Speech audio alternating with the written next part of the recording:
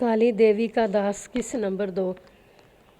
हम दोनों खुरों के ताक़ुब में मंदिर के अंदर चले गए। अंदर का माहौल खासा डरावना था। सामने ही काली देवी की मूर्ति खड़ी थी जिसके कई हाथ थे। एक हाथ में इंसानी खोपड़ी, दूसरे में गिटार नज़र आ रही थी।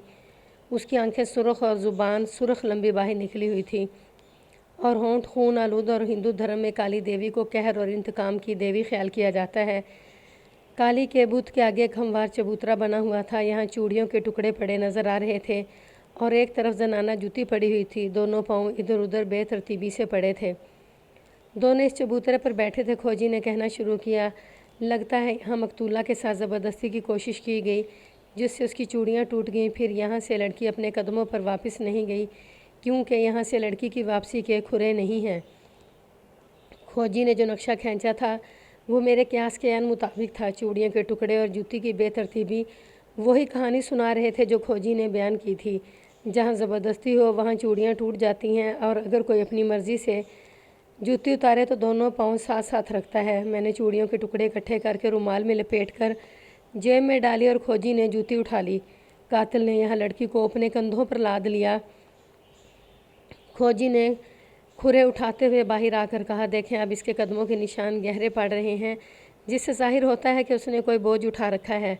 कुछ दूर जाकर एक जगह रुक कर खोजी ने कहा, यहाँ कातिल ने लाश को कंधों से उतार कर ज़मीन पर रखा और ताज़ा दम हुआ। ये निशान देखें। उसने लाश घसीट कर फिर कंधों पर उठा ली और कुएं से कुछ पहले एक मर्तबा फिर ज़मीन पर रखी और फिर उसने लाश उठाने की बजाय घसीट कर कुएं में फेंक दी और वापस उसी तरफ चला गया जिधर से आया था। आप हैरान होंगे कि एक अनपढ़ खोजी किस तरह इतनी बारीक बीनी से ज़मीन की हालत देखकर हालात बयान कर सकता है। ये अपनी जगह एक फ़न है जो नस्ल दर नस्ल मुंतकिल होता ख़ानदान में आगे बढ़ता रहता है। खोजी उससे भी ज़्यादा हैरान कुन कारकर्दगी का मुजाहरा कर सकते थे। ये तो आम तरह की बातें थीं। अरब के खोजी दुनिया भर में मशहूर थे। खोजी थानेदारों की बड़ी मदद करते थे, लेकिन एक कबाहत थी कि अदालत उनकी गवाही नहीं मानती थी। अब खोजी मादूम हो गए हैं और उनकी जगह सुधाए हुए कुत्ते मुजरिम का सुराग लगाते हैं। मैंने खोजी को जाने की इजाज़त दे दी और फिर लाश के पास आकर उसकी बाहों का मुआयना किया। एक बाजू में 3 और दूसरे में 5 चूड़ियाँ नज़र आ रही थीं। मैंने जेब से रुमाल निकालकर चूड़ियों के टुकड़े मकतूला की चूड़ियों से मिलाकर देखे। वो उन चूड़ियों से मैल खा रहे थे। इसी दौरान किसी के ऊंची आवाज़ में बोलने की आवाज़ सुनाई दी।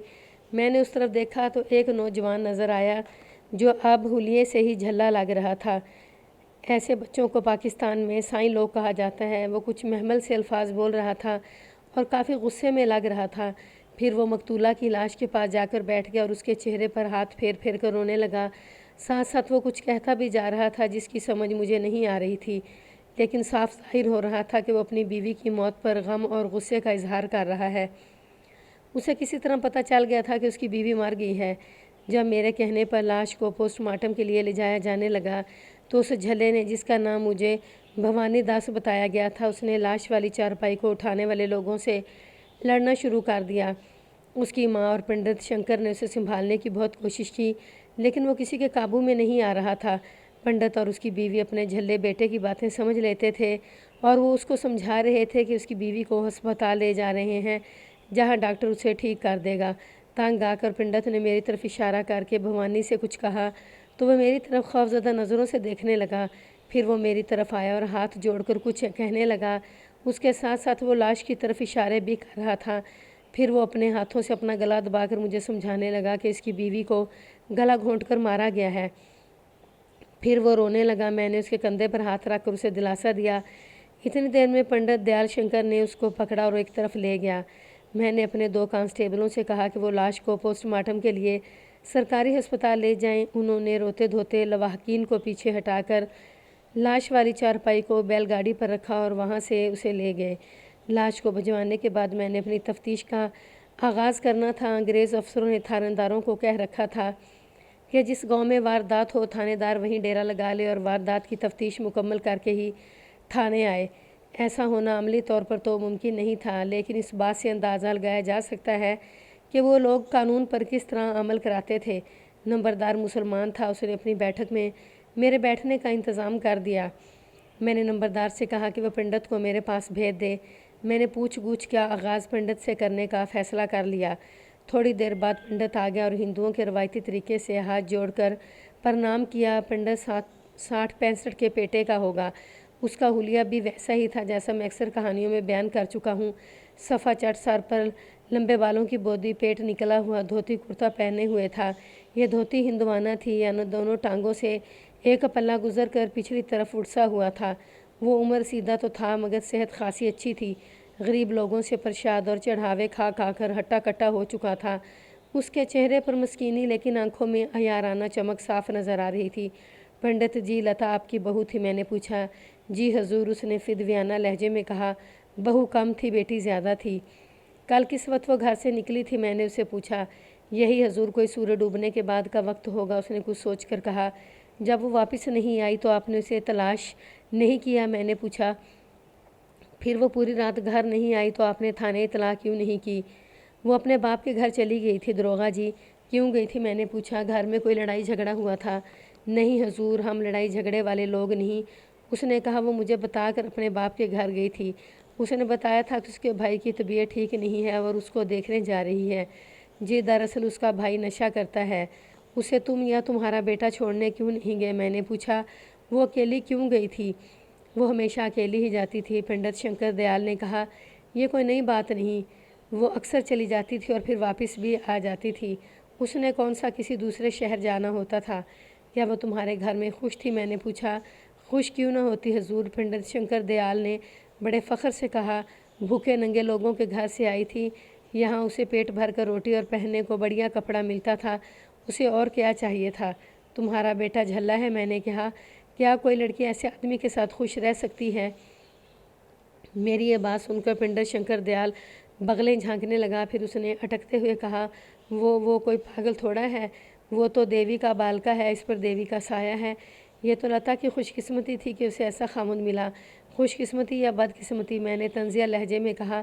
रोटी कपड़े के अलावा भी औरत की कुछ ख्वाहिशात होती हैं।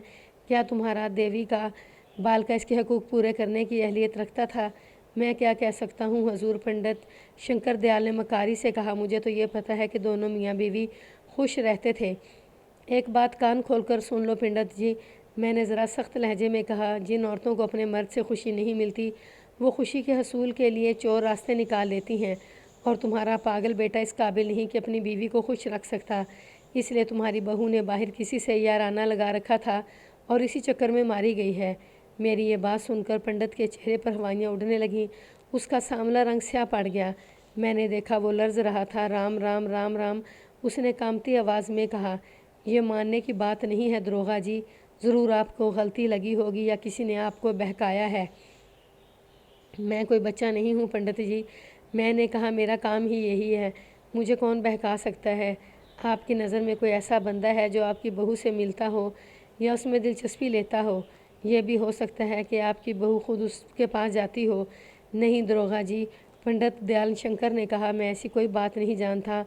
मैं धार्मिक मजहबी आदमी हूँ और ज्ञान ध्यान में लगा रहता हूँ। अगर ऐसी कोई बात थी तो कम अज़ कम मेरे इल्म में नहीं। तो फिर गौर से सुन लो पंडित जी, मैंने उससे कहा। तुम्हारी बहू किसी आदमी से मिलने पुराने मंदिर में गई थी। वहाँ उस आदमी और मकतूला के कदमों के साफ निशान मिले हैं और जाहिर होता है कि वहीं उसको कत्ल किया गया है और लाश को कुएं में डाल दिया। ये सब इसलिए बता रहा हूँ कि आपको किसी पर शक है तो मुझे बता दें। मेरी बात सुनकर पंडित कुछ देर सोचने लगा। फिर उसने इस तरह सार हिलाया जैसे किसी फैसले पर पहुँच गया हो। एक आदमी है जिस पर मुझे शक है, पंडित ने कहा। उसका नाम कमाल है और उसकी बड़े बाज़ार में परचून की दुकान है। उसके बारे में किसी ने मुझे बताया था कि ये शख्स तुम्हारी बहू को आते जाते तंग करता है। दरअसल उसने लता को शीशे में उतार लिया था और वो उससे चोरी छुपे मिलने जाती थी। ये सवाल मैंने पहले भी पूछा था पंडित जी, मैंने सख्त लहजे में कहा, लेकिन आपने साफ इनकार कर दिया कि ऐसी कोई बात आपके इल्म में नहीं। अब आप कह रहे हैं कि कमाल नामी बंदे पर शक है कि उसने आपकी बहू को शीशे में उतार लिया था। अगर आप मुझे गुमराह करेंगे तो मैं कातिल को नहीं पकड़ सकूंगा। जहाँ तक बहकाने की बात है तो साफ साफ कहूँगा कि मकतूला को कोई भी बहका सकता था। जिसका खामद ऐसा हो उसको बहकाने के लिए किसी शहजादे की ज़रूरत नहीं। बुरा मत मानिएगा दरोगा जी, पंडित दयाल शंकर ने मकाराना लहजे में कहा। आप मुसलमान हैं और कमाल भी मुसलमान है। मैंने इस डर से नहीं बताया कि आपको बुरा लगेगा। दूसरे, वो ज़रा गुंडा बदमाश किस्म का आदमी है। हर वक्त लड़ने मरने पर तैयार रहता है। इसी वजह से मैंने कभी उससे पूछने की ज़रूरत नहीं की। मेरी बहू मेरे घर में बहुत खुश थी और मैंने उसको हर तरह का ऐशो आराम दे रखा था और उसको किसी चीज़ की कमी नहीं थी। कानून सबके लिए एक जैसा है पंडित जी, मैंने उसे कहा। कानून ना हिंदू है, ना मुसलमान, ना सिख। ये कानून अंग्रेज़ सरकार का बनाया हुआ है और गोरे खुद भी इस पर अमल करते हैं और दूसरों से भी करवाते हैं। बाकी जहाँ तक ये बात है कि आपने बहू को हर तरह का ऐशो आराम दे रखा था, ठीक होगी, लेकिन आपको ये भी मालूम होगा कि औरत को अगर उसका शोहर का प्यार मिले तो वो दाल चटनी खाकर भी खुश रह सकती है, लेकिन अगर किसी औरत का शोहर आपके बेटे जैसा हो तो उसको नरम बिछौने भी कांटों का बिस्तर लगते हैं। आपने उस गरीब लड़की पर बड़ा जुल्म किया कि उसके पल्ले अपना पागल बेटा बांध दिया। होनी को कौन रोक सकता है दरोगा जी, पंडित शंकर दयाल ने शर्मिंदा से लहजे में कहा। मेरा ख्याल था कि शादी के बाद मेरा भवानी ठीक हो जाएगा, लेकिन भगवान को यही मंजूर था तो मैं क्या कर सकता हूँ। मुझे अब इस मोटे पंडित पर गुस्सा आने लगा था और मेरा दिल चाह रहा था कि उसकी तबीयत साफ़ कर दूँ कि अकल ठिकाने आ जाए, मगर ये सोचकर खुद पर काबू पा लिया कि ये हिंदुओं को भड़काएगा और बात को गलत रंग देकर अपने अपने धर्म में इसे मुदाखलत करार देकर फसाद खड़ा कर सकता था। मैंने उससे कुछ बातें और पूछकर उसको जाने की इजाज़त दे दी। इसके बाद मैंने मकतूला के बाप को बुला लिया। उसका नाम रामदास था। उसको देखकर मुझे अंदाज़ा हुआ कि उसने अपनी अच्छी भली लड़की को एक पागल के साथ क्यों ब्याह दिया था। उस लिबास के अलावा उसके आंग आंग से गुर्बत और मायूसी टपक रही थी। वो लाचारी और मजबूरी की मुँह बोलती तस्वीर था। नंबरदार ने मुझे बताया था कि मकतूला का बाप रामदास मोची है। उसकी 3 बेटियां थीं, 2 की उसने मांग तांग कर शादी कर दी थी, जबकि तीसरी बेटी मकतूला के रिश्ते के लिए वो बड़ा परेशान रहता था, क्योंकि जहेज़ के बगैर हिंदू माशरे में लड़की को ब्याहना बहुत ही मुश्किल है। दूसरी मुश्किल ये थी कि उसकी माँ टीबी के मर्ज़ में खून थूक थूक कर मर गई थी। एक ही बेटा था जो आवारा हो गया था और बुरी सोसाइटी में पढ़कर नशा करने लगा था। रामदास की तो बुढ़ापे में कमर टूट कर रह गई थी। उसके पास जहेज़ के नाम पर देने के लिए एक तिनका तक न था और कर्जा अलग चढ़ा हुआ था जो वापस करना उसके लिए नामुमकिन हो गया था। उसकी इस मजबूरी से पंडित दयाल शंकर ने फ़ायदा उठाया और रामदास से कहा कि उसका कर्जा भी अदा करेगा और बेटी की शादी के लिए उसको नकद पैसे भी देगा अगर वो अपनी बेटी की शादी उसके बेटे भवानी से कर दे। रामदास को इस बात का इल्म था कि पंडित का बेटा भवानी दिमागी लिहाज से नॉर्मल नहीं है, लेकिन वो बहुत ही मजबूर था। उसने अपनी बेटी की मिन्नत समाजत की कि वो शादी पर मान जाए। लड़की समझदार थी। उसने अपने मजबूर और बेकस बाप की खातिर ख़ुद को भेंट चढ़ा दिया।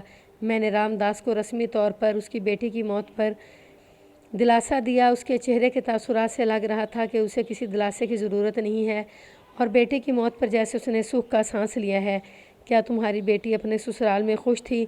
मैंने रामदास से पूछा। एक पागल के साथ कोई औरत खुश रह सकती है? तो वो खुश थी, रामदास ने दुखी लहजे में कहा। तुम्हें पता था कि भवानी पागल है? मैंने कहा। तुमने फिर भी बेटी की शादी उसके साथ कर दी। मैंने उसकी शादी एक पागल के साथ नहीं की थी सरकार, रामदास ने कहा। मैंने उसकी शादी अपनी मजबूरियों के साथ कर दी थी और वो इतनी फर्माबरदार थी कि बाप की खातिर अपनी जवानी, अपनी ख्वाहिशें और खुशियाँ भी बलिदान कर दी। वो गरीब ज़रूर था मगर बातों से जहां दीदा और ज़माना शनास लगता था। क्या वो अक्सर अपने मेके आती रहती थी? मैंने उससे पूछा। महीने 2 महीने बाद आ जाती थी, रामदास ने कहा, मगर जल्द ही वापस चली जाती थी। दरअसल माँ के मरने के बाद उसका हमारे घर में दिल नहीं लगता था। एक भाई है जो ना होने के बराबर है।